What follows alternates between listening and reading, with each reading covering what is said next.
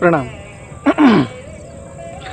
रामेश्वरम मंदिर की स्थापना क्या भगवान श्री राम ने कराई थी? इस आयोजन में क्या रावण को पुरोहित बनाया गया था? और क्या इस समय माँ सीता भी भगवान श्री राम के साथ थी?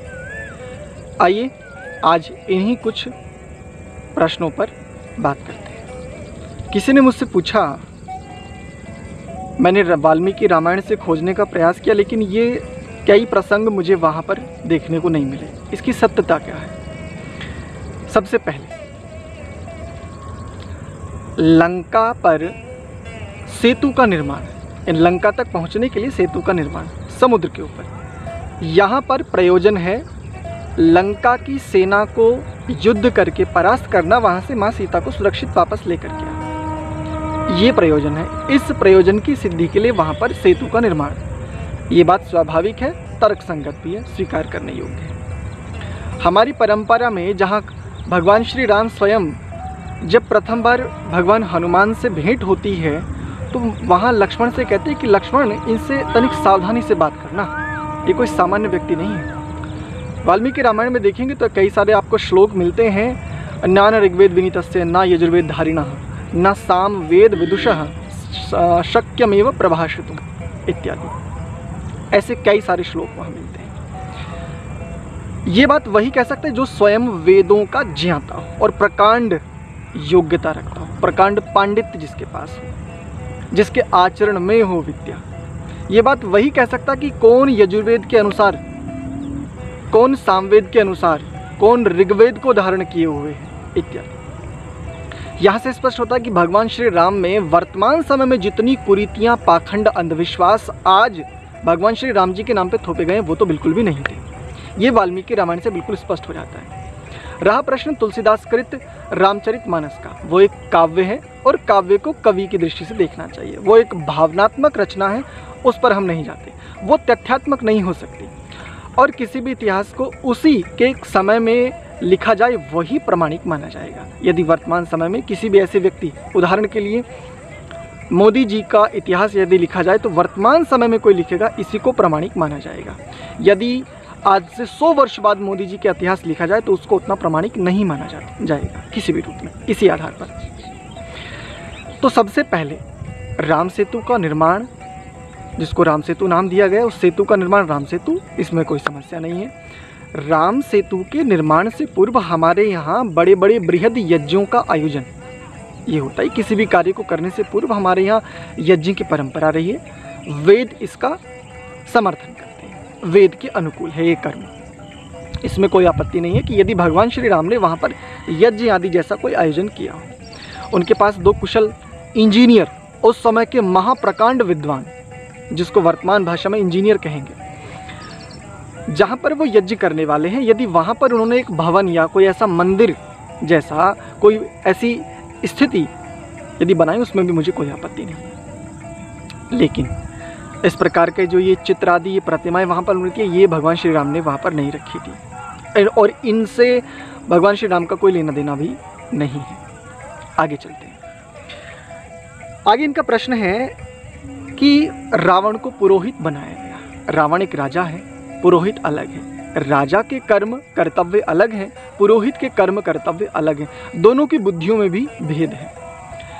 राजसी बुद्धि और पुरोहित के पास सात्विक शुद्ध शास्त्रीय बुद्धि, शुद्ध शास्त्रीय बुद्धि के साथ भी राजसी कर्मों को किया जा सकता है, उसमें आपत्ति नहीं है।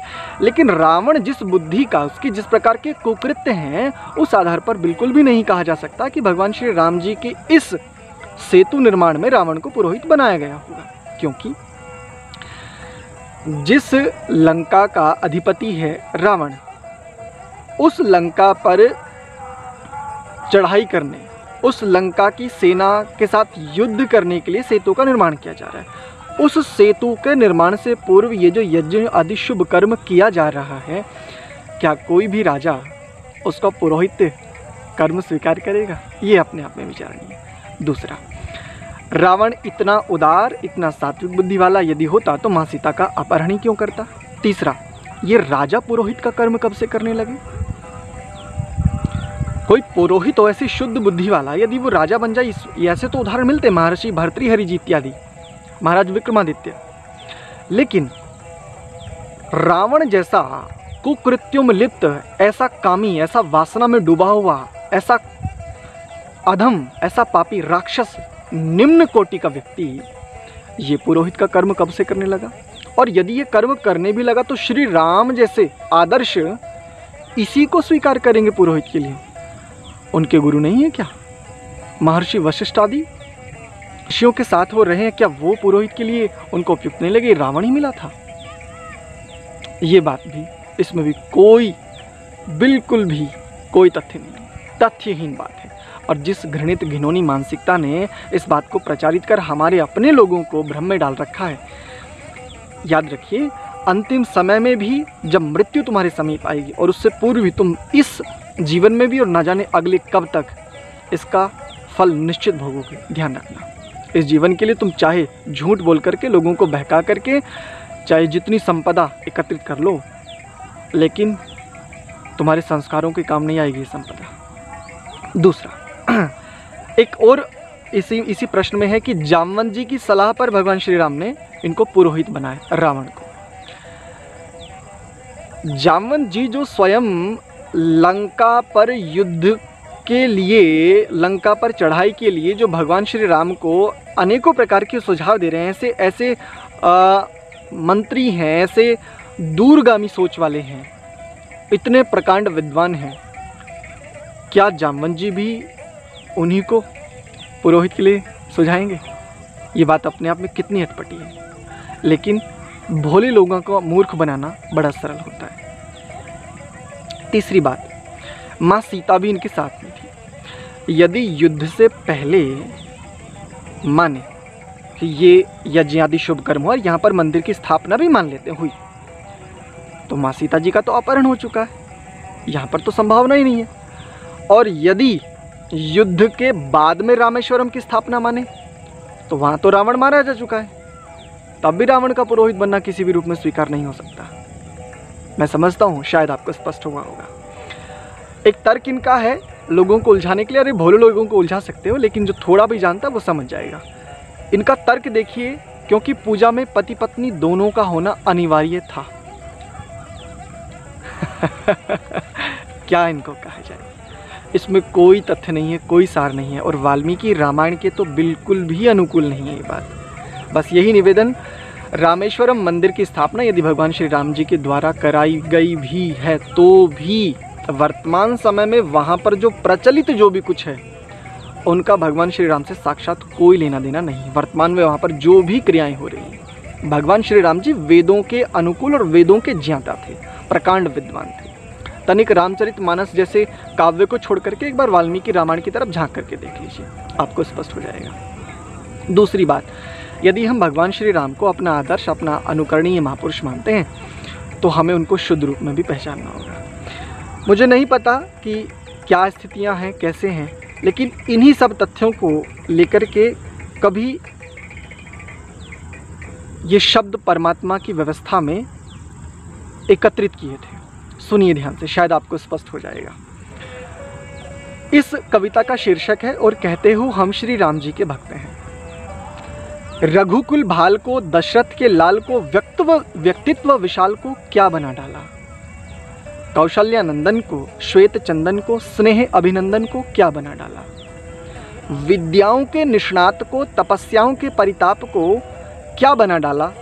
संबोधन अर्थ में अरे राम होना था, उसको भी तुमने हरे राम बना डाला और कहते हो हम श्री राम जी के भक्त हैं।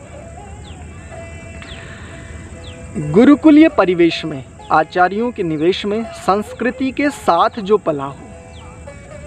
गुरुकुलीय परिवेश में, आचार्यों के निवेश में, संस्कृति के साथ जो पला हो, ऋषियों के तपोवन में, महात्माओं के नमन में, सुवृत्तियों के साथ जो चला हो। अंगों से उपांग तक, दर्शनों से दिगांत तक, उपनिषदों के वांग्मय में जो भी कला हो, समग्रता के अग्रणी को, आदर्शों के जीवंत धनी को, देखो आज कहाँ भुला डाला और कहते हो हम श्री राम जी के भक्त हैं। परा से अपरा तक, धरा से उत्तरा तक वैदिक ध्वज वाहक बनकर जो ढला हो। परा से अपरा तक, धरा से उत्तरा तक वैदिक ध्वज वाहक बनकर जो ढला हो। यज्ञों के रक्षार्थ, साधकों के विस्तारार्थ, ऋषियों सहित रक्षण दे संरक्षण में चला हो। राक्षसों के संहार को, दुष्टों की भरमार को, दानवों के समूल विनाश की जो बला हो। दिग से दिगांत तक, अनल से विहांत तक आर्ष श्री राम को अनार्ष बना डाला और कहते हो हम श्री राम जी के भक्त हैं। रघुकुल रीत को, चैतन्य प्रीत को, अनुकरणीय गीत को भी खूब गाते हो। रघुकुल रीत को, चैतन्य प्रीत को, अनुकरणीय गीत को भी खूब गाते हो। प्राण जाए पर वचन न जाए, इसको सुनकर तुम फूले नहीं समाते हो। पर सुनो हे आर्यवंशियों, उपासक के निज जीवन का ये निर्विकल्पीय विकल्प है। वैदिक मर्यादा पुरुषोत्तम भगवान होना मनुष्य की मनुष्यता का संकल्प है। इसलिए गर्व से कहो हम श्री राम जी के भक्त हैं। इतना ही, आशा करता हूं आपको समझ में आया होगा। प्रणाम।